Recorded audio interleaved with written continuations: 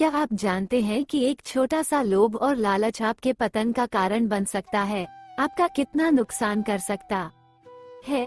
हमारे चैनल में आपका फिर से स्वागत है, जहां हम प्रेरक कहानियां साझा करते हैं।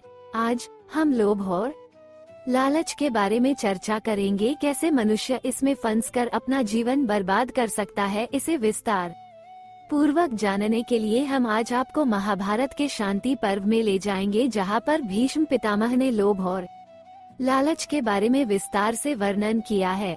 अगर आप लोगों को जानकारी अच्छी लगे तो मेरे चैनल को सब्सक्राइब करें और लाइक बटन को प्रेस करें, ताकि आने वाले समय में और इस प्रकार की जानकारी लेकर आ सकूं। धन्यवाद। तो चलिए आगे शुरू करते हैं। महाभारत के शांति पर्व में युधिष्ठिर भीष्म पितामह से पूछते हैं, किसी नेता के पतन का मूल कारण क्या हो सकता है। युधिष्ठिर के प्रश्न के उत्तर में भीष्म पितामह कहते हैं कि व्यक्ति का पतन कई कारणों से हो सकता है, लेकिन व्यक्तिगत स्तर पर या व्यवहार के स्तर पर पतन के लिए यदि किसी एक चीज को दोष देना हो तो वह लोभ और लालच है। भीष्म पितामह का ये जवाब सुनकर आप लोगों को ऐसा लगता होगा कि ऐसा कैसे हो सकता है कि व्यक्तिगत स्तर पर या व्यवहार के स्तर पर क्या केवल लोभ और लालच ही थोड़ा पतन करा सकता है। परंतु लोभ और लालच एक नेता के लिए क्यों हानिकारक है, ये हम समझने के लिए हम आगे बढ़ते हैं कि कैसे लालच एक नेता के लिए अत्यंत हानिकारक है। भीष्म पितामह युधिष्ठिर को समझाते हैं कि कैसे एक छोटा सा लालच किसी भी नेता को नीचे गिरा सकता है और उसके पतन का कारण बन सकता है। भीष्म पितामह कहते हैं कि लोभ और लालच मनुष्य को समग्र रूप से निगल जाता है, क्योंकि लोभ और लालच पाप, अधर्म और महान कष्ट को जन्म देता है। छल कपट की शुरुआत भी लोभ और लालच से ही होती है। अतः मनुष्य के मन में क्रोध भी लोभ और लालच के कारण पैदा होता है, जो क्रोधी नेता को उसके संबंधियों और अच्छे लोगों से दूर कर देता है। लोभ और लालच भी व्यक्ति के भीतर अहंकार पैदा कर देता है, जिसके कारण नेता दूसरों को छोटा और निकम्मा समझने लगता है। साथ ही एक नेता जो लोभ और लालच के आगे झुक जाता है, धीरे धीरे दूसरों पर निर्भर हो जाता है और उसे अपने काम या अपने लक्ष्यों के बारे में कम जानकारी होती है। ये लोभ और लालच के मुख्य कारण होते हैं। मनुष्य के मन में चिंता पैदा हो जाती है, जो चिंता उसे अपनी क्षमताओं पर संदेह करने पर मजबूर करती है, और कभी कभी ऐसा होता है कि नेता अपनी मौलिकता खो देता है और स्वयं ही सवे सर्वा बन जाता है। ये लोभ और लालच ही है जो व्यक्ति का धैर्य खो देता है और अत्यधिक असहिष्णु हो जाता है। इसलिए यह उसके लिए नहीं बल्कि दूसरों को दिखाने के लिए करना होता है। लोभ और लालच मनुष्य को शास्त्र विरुद्ध कार्य करने के लिए प्रेरित करता है। इस वजह से वो हर काम में शॉर्टकट ढूंढता है और शॉर्टकट के लिए जो भी भ्रष्टाचार या अन्याय जरूरी होता है वह करता है।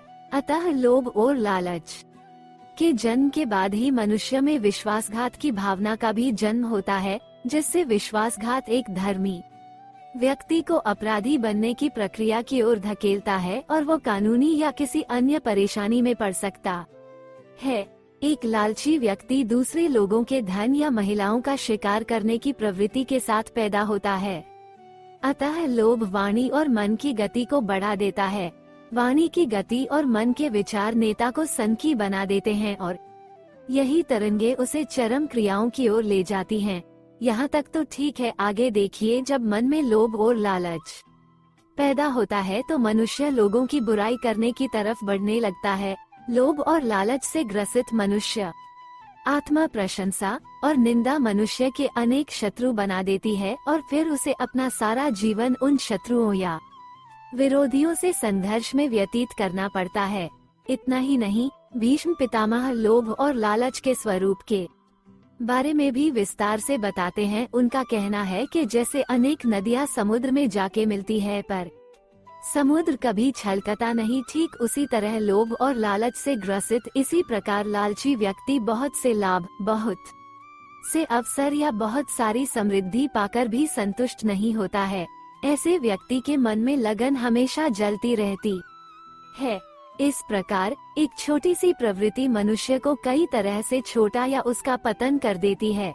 भीष्म पितामह इस बात पर न केवल युधिष्ठिर को सलाह देते हैं, बल्कि युधिष्ठिर को चेतावनी भी देते हैं कि यदि तुम हमेशा एक राजा के रूप में सर्वश्रेष्ठ साबित होना है, यदि ऐसा है तो अपने भीतर लोभ और लालच को उत्पन्न नहीं होने देना चाहिए, क्योंकि मन और आचरण में लोभ और लालच से प्रकट होने वाली अन्य प्रवृत्तियां आपको सदैव छोटे छोटे आदमियों, छोटे छोटे कार्यों और छोटी छोटी सफलताओं में व्यस्त रखेंगी और पतन का कारण बनेगी।